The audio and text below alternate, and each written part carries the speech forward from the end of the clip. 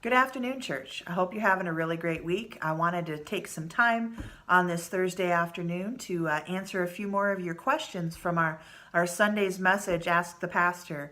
We had a lot of great questions sent in, either they were on paper or whether they were texted in, and I want to make sure that we get to some more of those questions. If you missed Sunday's message, make sure you head over to our website, coopersvilleumc.org, and check on the Listen to Messages tab. On there, you're going to find the audio from Sunday's message, and you can hear all the questions that were asked. We had some really, really great questions asked. But I wanted to make sure we got to some more of those questions, so I'm going to spend some time today answering some more of those as best I can.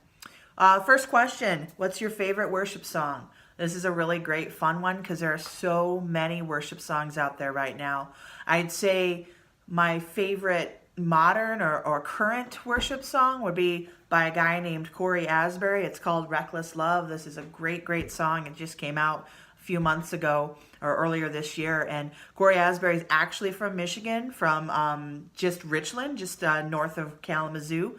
And it's a really, really fantastic song talking about the reckless love and the grace of God. Head over to YouTube and check it out. But also my favorite, I think, worship song of all time would be Amazing Grace, My Chains Are Gone. Just the theology of that, the message of that, the idea that I'm no longer held by my chains of sin. It's just such a powerful message. And every time I hear that song, I just have to stop and I have to worship and I have to sing. And oftentimes, honestly, I have to cry with it too. The next question that was sent has to do with understanding the Bible and reading the scripture in context.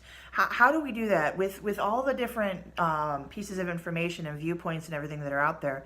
Where do we go to find an accurate understanding of the context of the text of scripture? We know that our Bible was written in a specific place at a specific time to a specific group of people. And so how do we get at what that was so we can understand what the writer was saying, so that we can understand some of the nuances of language, and we can just kind of get a better picture of what was being said then and how we're to understand it now for our lives?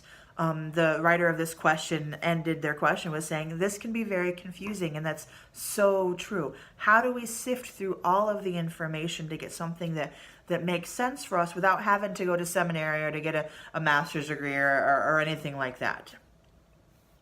Well, before I give you those tools, I just want to say that the context is really, really important. The culture of the people, the specific time and place, what they were about, what was going on in the world at the time, how they understood things, because people throughout history didn't always see the world the way that we do today. And so trying to understand all of those pieces really help us to grab a better idea of what the biblical writers were trying to communicate. So where do we go? How do we get a grasp on the context? Well, commentaries are always a great place to go. Commentaries are just books that have been written about the text that give context, and they give literary guidance, and they help us to understand what's going on and some of the popular viewpoints of how to understand it. There's so many really good commentaries out there based on specific books of the Bible, based on writers, based on themes, all sorts of different things. So you can go to commentaries. Those are great.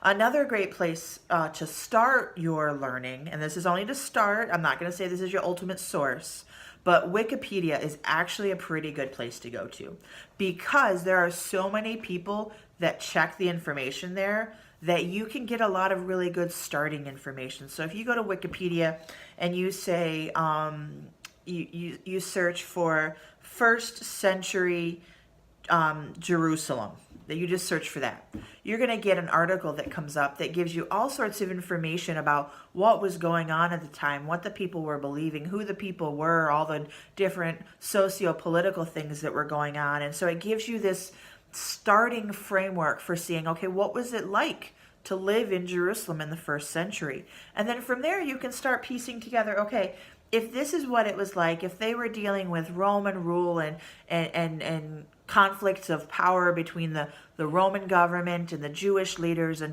so what was it like for a typical Jewish person? You could start to build that understanding of their world and help make sense of what's happening in our texts.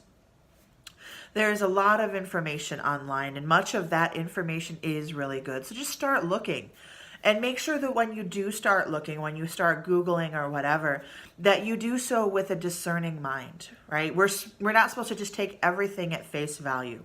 The reality is, if something sounds odd or sounds fishy, and you cannot find more evidence for it in other sources, then it has the potential for being wrong, and you really should question it. Some other places you can go, study books. There's all sorts of study material out there for different books of the Bible and ways of understanding it. You can always go to the pastor. Seedbed.com is a great resource. They have lots and lots of information and resources out there.